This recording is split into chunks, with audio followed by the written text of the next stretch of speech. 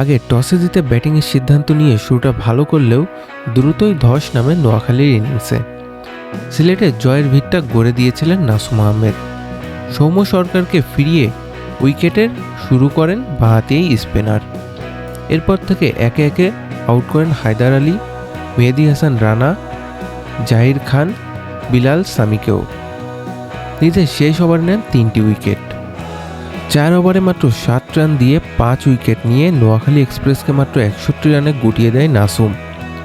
সহজ লক্ষ্য তারা ইনিংসের দ্বিতীয় ওভারে পারভেজ হোসেন ইমন আউট হন 5 বলে 1 রান করেই। এরপর আক্রমণাত্মক ব্যাটিংয়ে দলকে এগিয়ে নিয়ে যান তৌফিক খান, তুষার ও জাকির হাসান। পাওয়ার প্লেতে একের পর এক বাউন্ডারি হাঁকান তৌফিক। 18 বলে 32 রান করে তিনি আউট হন। পরে দ্রুত উইকেট হারালেও 62 রানের লক্ষ্য তাড়া করতে খুব বেশি কষ্ট হয়নি সিলেটের। শেষ দিকে একই ওভারে জাকির হাসান 24 রান করে আউট হলে মঈন আলী সিঙ্গেল নিয়ে জয় নিশ্চিত করে। নোয়াখালীর হয়ে 3টি উইকেট নেন জাহির। আগের 2 ম্যাচে দলকে খাদের কিনারা থেকে উদ্ধার করেছিলেন মাহমুদুল্লাহ রিয়াদ। এবারও ব্যতিক্রম হয়নি।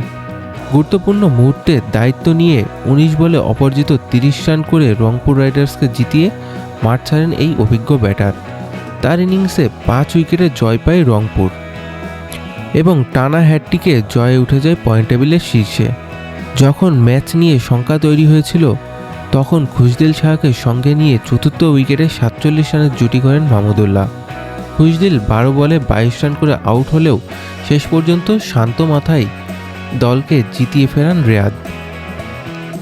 শেষ দিকে দারুণ সঙ্গ নিয়ে অধিনায়ক নুরুল হাসান সোহান 170 রানের লক্ষ্য তাড়ায় লিটন দাস ব্যর্থ হলেও কায়াল মেয়ার্স ও ডেভিড মালান 61 রানের জুটি গড়ে ম্যাচ ফেরান রংপুরকে। মেয়ার্স 25 বলে 50 রান করে ঝোড়ো হাফ সেঞ্চুরি করেন, মালান করেন 30 রান।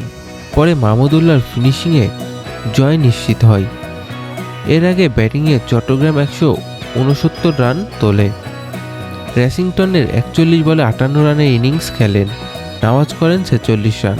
শেষ দিকে আমের জামাল ও অধিনায়ক মেহেদীর ক্যামিওতে লড়াইয়ের পুঁজি পায় চট্টগ্রাম। রংপুরের হয়ে আকিফ ও মুস্তাফিজ 2টি করে উইকেট নেন।